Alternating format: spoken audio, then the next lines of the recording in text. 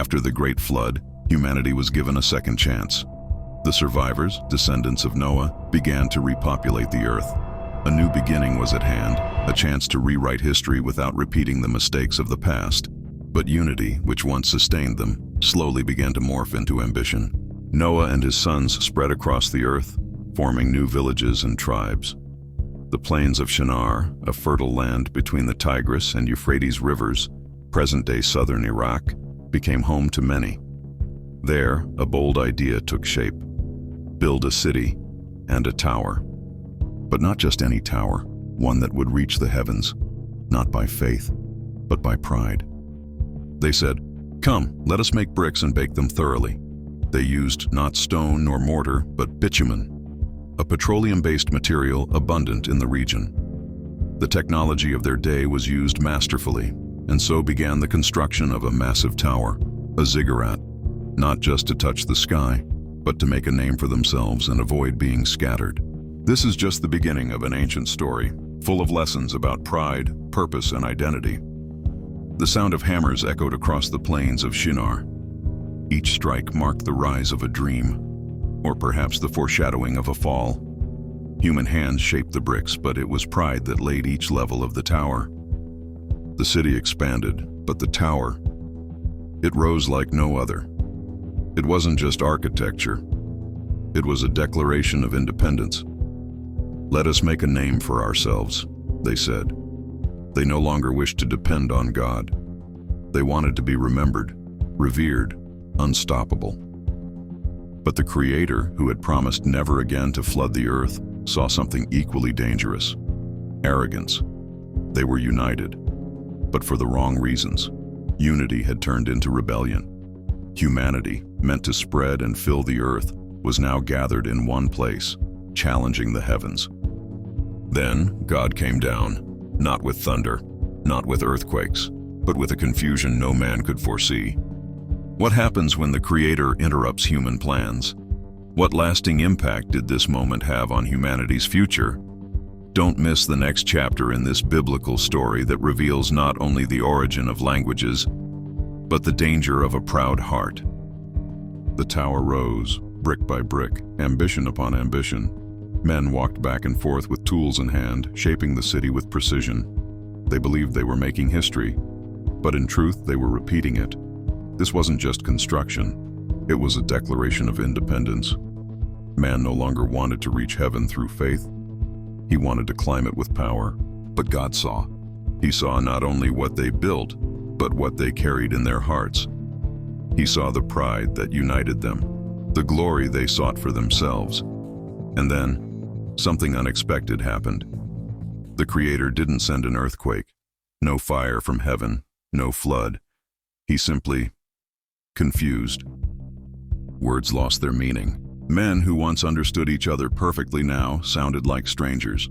Shouts, frustration, desperate gestures. Construction stopped, not from lack of strength, but lack of understanding. It was as if languages were born in that moment. The future nations birthed in the chaos of Babel. The tower, once a symbol of pride, was left unfinished. The city, once meant to be man's throne, became a ruin, and Babel, once meaning gate of the gods, became known as confusion. Have you ever wondered what happens when God interrupts human ambition?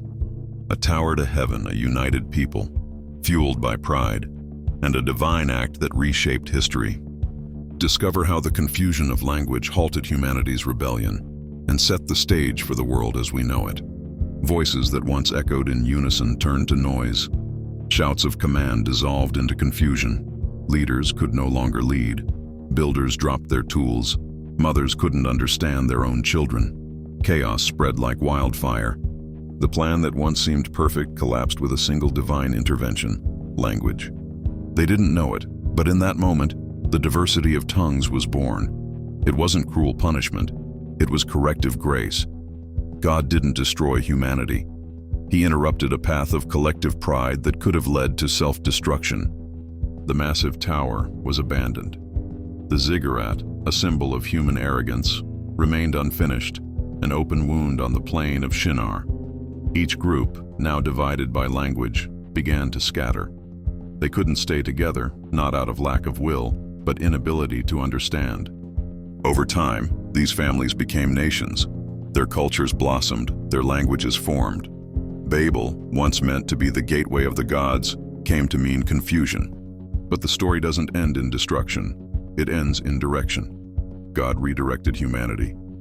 By scattering them, he fulfilled his original plan. Be fruitful and multiply, and fill the earth. And even with different tongues, his divine purpose remained, even now. What does Babel teach us about our own plans? Are you building with purpose or pride? In the next part, discover how this ancient story still echoes today, revealing deep truths about unity, identity, and faith. Thousands of years have passed since Babel, but its consequences still shape our world. The diversity of languages, cultures, and nations was born in that very moment, when God interrupted human pride with confusion. What seemed like destruction was, in truth, redirection. God didn't want to cancel humanity's potential, but to realign it with his eternal purpose, to spread, to multiply, to reflect his glory across the earth. And that is exactly what happened. Civilizations rose, nations formed, people drifted apart, yet the divine story lived on. The tower fell, but the seed of redemption had already been planted. And here's the deeper point. Babel isn't just about the past.